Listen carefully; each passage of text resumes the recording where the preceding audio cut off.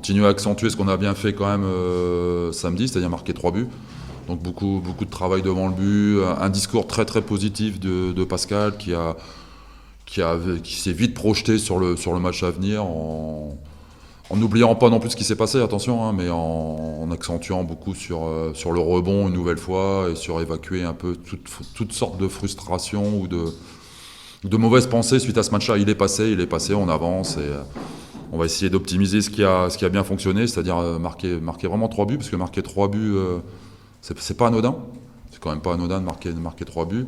Bien sûr, après, le point noir, c'est d'encaisser, donc on sait très bien ce qu'il nous reste à corriger sur le match à venir.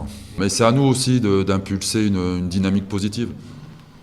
C'est à nous, staff, coach, réunis, d'impulser, moi, comme je vous ai dit, une dynamique positive et du sourire et de la joie de jouer. On fait quand même un métier formidable quand on pense aux gens aussi qui ont été touchés par les inondations ou quoi que ce soit. Donc on va essayer de rester là-dessus. C'est un épisode, hein. C'était quoi, le 7e épisode du feuilleton Ligue 2, donc voilà.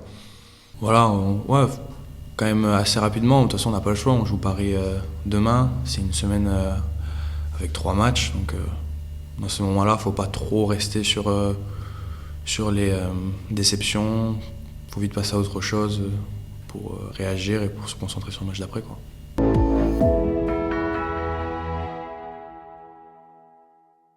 Pas se retourner, avancer. Je vous dis, marquer 3 buts, pour moi, ça reste très très intéressant. Hein. 3 buts. Moussa Koné qui ouvre son compteur but.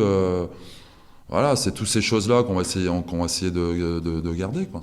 Moi, ça reste un fait de jeu. Ce qui s'est passé, c'est 7 minutes d'errance mais ça n'occulte en rien toutes les autres minutes passées avant sur le terrain, quoi que ce soit. Donc non, il faut surtout pas être impacté par on va revenir sur ce qu'on disait après la défaite de Grenoble, c'est-à-dire la bonne équipe, c'est celle qui est capable de réagir. Ben là, c'est pareil, mais là, c'est 7 minutes, quoi.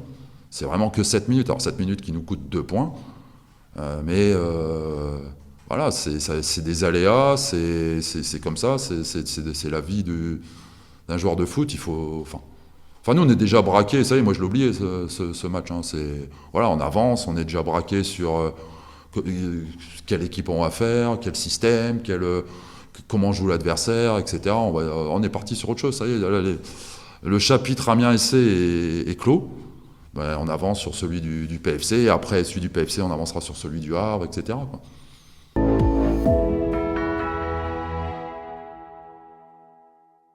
Je préfère être dans notre situation que celle du PFC, quoi. Gérer 3 ou 4 défaites de suite, ça doit être jamais évident. Mais c'est des défaites, j'ai surtout regardé celle de Guingamp, où pour moi, elle est imméritée.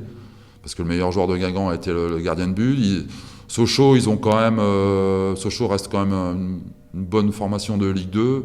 Paris FC n'a pas été ridicule, loin s'en faut. Ils ont encaissé un but d'entrée de jeu et ensuite ils ont fait jeu égal avec cette équipe de Sochaux. On sait qu'elle est composée de bons joueurs, avec un coach qui a beaucoup d'expérience aussi et qui va impulser certainement une dynamique très très positive. On s'attend à se faire bousculer. On pense que ça va être très très compliqué, mais on va tout faire pour prendre le maximum de points possible. Deux équipes qui ont bien commencé le début, et là depuis quelques journées, on a eu la défaite à Grenoble et ce nul à goût de défaite contre Amiens. On va avoir envie de gagner, Paris aussi, je pense qu'ils veulent réagir.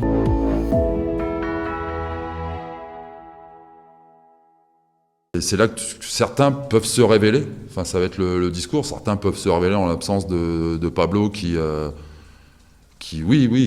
très très important, donc, qui a une personnalité, outre l'aspect joueur, qui est sur l'aspect homme, et quand même est le relais préférentiel du staff, quoi, et du coach. Donc oui, ça va être une autre épreuve, c'est bien.